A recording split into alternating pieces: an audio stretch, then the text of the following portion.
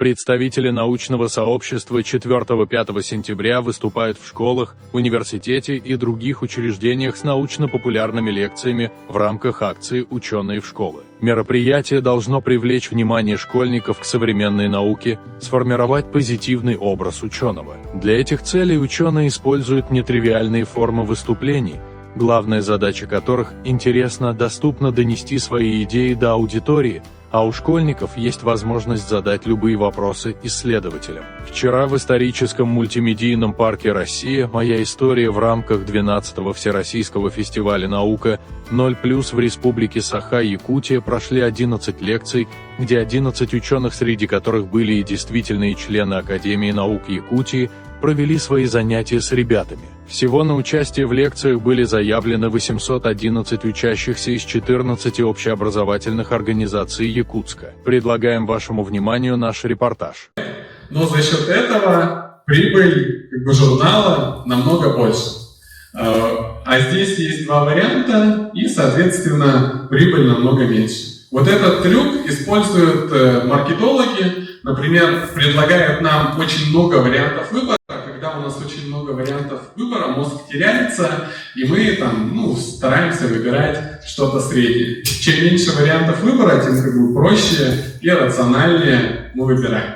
Мы сегодня выступаем одной из площадок фестиваля науки 0+, в Республике Саха-Якутия, и очень горды, потому что мы знаем, что в этом году наука 0+, в России основными региональными площадками являются Якутия, Новосибирск, Сириус и Краснодарский край. То есть мы уникальные вообще по сути, да, и, наверное, это неспроста. И то, что вот такая площадка региональная сегодня работает, это доказательство того, что многие годы Якутия была очень активна и является активной и в развитии науки и технологий, и в том, чтобы приобщать молодежь и наших школьников к научным знаниям и вообще к научной деятельности.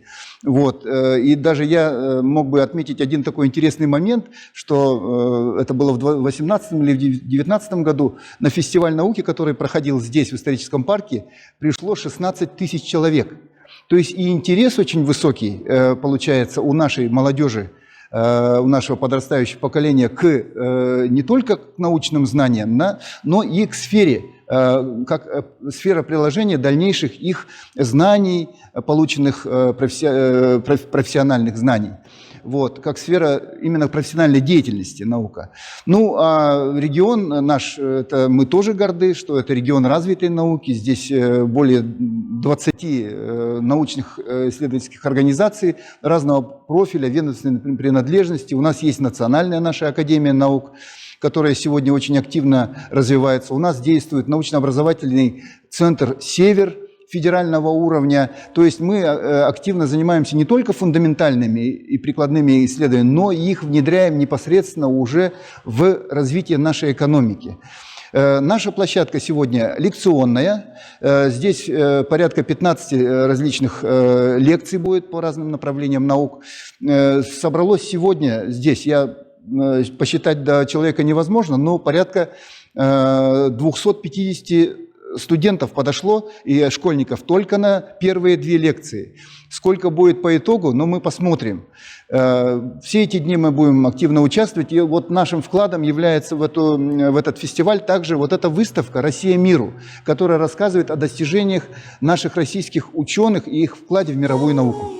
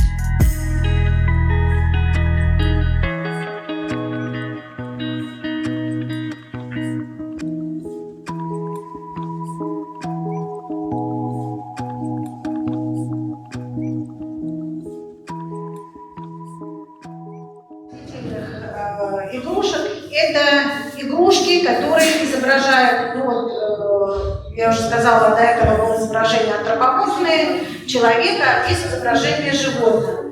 Лошадь играла очень большую роль в жизни и русского общества, и якутского общества. Якуты известны как самые северные в мире скотоводы и коневоды. Лошадки присутствуют, собственно говоря, во всех практически сибирских городах в коллекциях детских игрушек.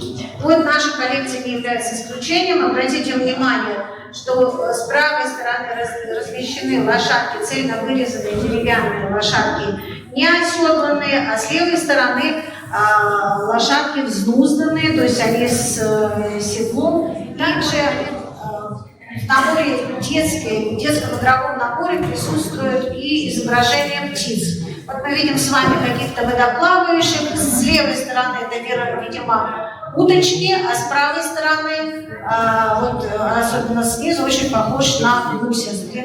Мне понравились фигурки в виде бычков. Они очень интересные формой. И вообще мне нравятся раскопки, потому что там много чего интересного можно найти.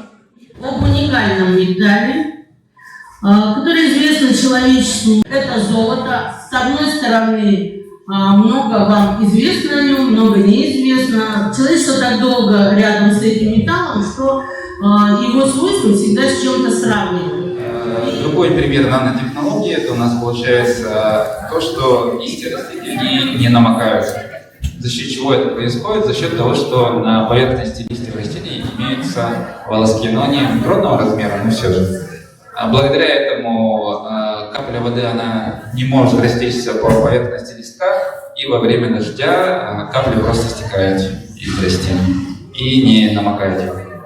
Ну и, наверное, один из таких примеров, с которым каждый из нас сталкивался, это вирусы. Да? Вот даже они по своей структуре напоминают наноразмерные иглы. Вот это вот ретровирус, который заражает бактерии. Вот. Соответственно, размер у них около порядка 50 нанометров. И они представляют собой просто структуру, которая обеспечивает перенос генного материала.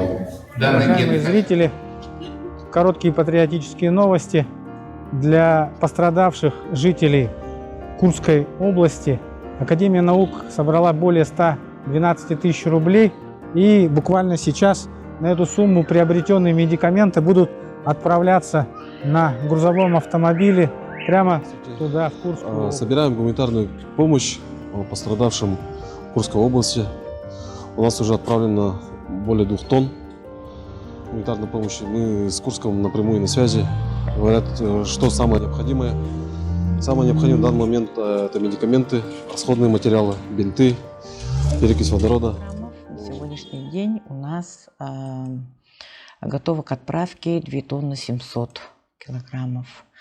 И сегодня мы выражаем огромную благодарность всему руководству администрации, сотрудникам Академии наук за гуманитарную помощь.